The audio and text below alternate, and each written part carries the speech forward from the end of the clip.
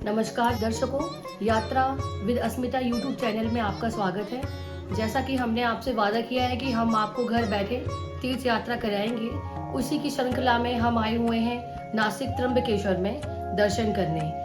और आज हम आपका परिचय कराना चाहते हैं यहाँ के आचार्य जी से, गुरु जी से, पंडित जी से, जो आपको आपकी कुंडली में जो विभिन्न प्रकार के दोष होते हैं, जैसे कि पितृ दोष, काल सर्प दोष इत्यादि दोषों के बारे में बताएंगे और उनका कैसे निवारण किया जाए, इसके बारे में हम लोगों को संक्षिप्त में ज्ञान देंगे। हरिओम। मैं पंडित प्रमोद सुरेश कुलकर्णी, त्र्यंबकेश्वर। यहाँ पे ये त्र्यंबकेश्वर क्षेत्र में ब्रह्मा विष्णु रुद्र ऐसे 3 देवताओं का जो ज्योतिर्लिंग है, इसे त्र्यंबकेश्वर बोला जाता है। यहाँ पे अपनी कुंडली में निर्माण हुए अनेक प्रकार के ग्रह दोषों को निवारण किया जाता है, जैसे कि पितृदोष है, काल सर्प योग दोष है। ये नारायण नागबली ये पितृदोषों के लिए 3 दिन का विधान होता है। इसमें अपने पूर्वजों को गति मिले, इसीलिए 3 दिन का ये कर्म किया जाता है। पहले दिन नारायण बलि का विधान किया जाता है, दूसरे दिन नाग बलि का विधान किया जाता है और तीसरे दिन ये अशुभ कर्म होने के कारण शुद्ध पूजन किया जाता है।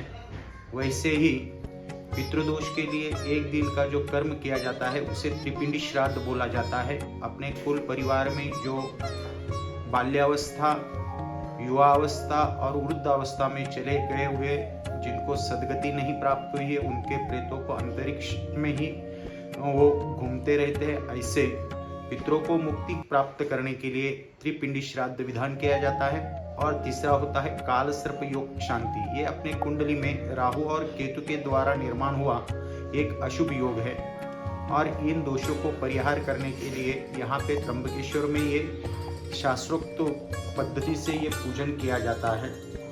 नारायण नाग बलि, त्रिपिंडी श्राद्ध और काल सर्प, ऐसे ये 3 विधान यहाँ पे त्र्यंबकेश्वर में परंपरागत हमारे यहाँ पे किए जाते हैं। ये कर्म अपने पूरे भारतवर्ष में यहाँ त्र्यंबकेश्वर में भी किए जाते हैं, क्योंकि ये कुंभ मेला का स्थान है। यहाँ पे भगवान शिव जी के द्वारा यहाँ पे गंगा की उत्पत्ति है, जिसे हम गौतमी गंगा गोदावरी बोलते हैं।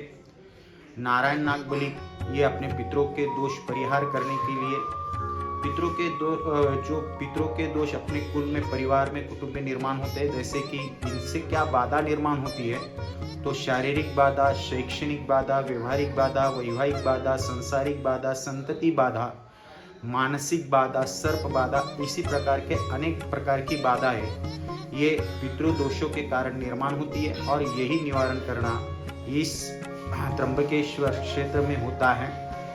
और काल सर्प के द्वारा अनेक प्रकार के अपने समस्याएं जो निर्माण होती है अपने जीवन में, वही उनको दूर करने के लिए काल सर्प योग शांति का कर्म किया जाता है।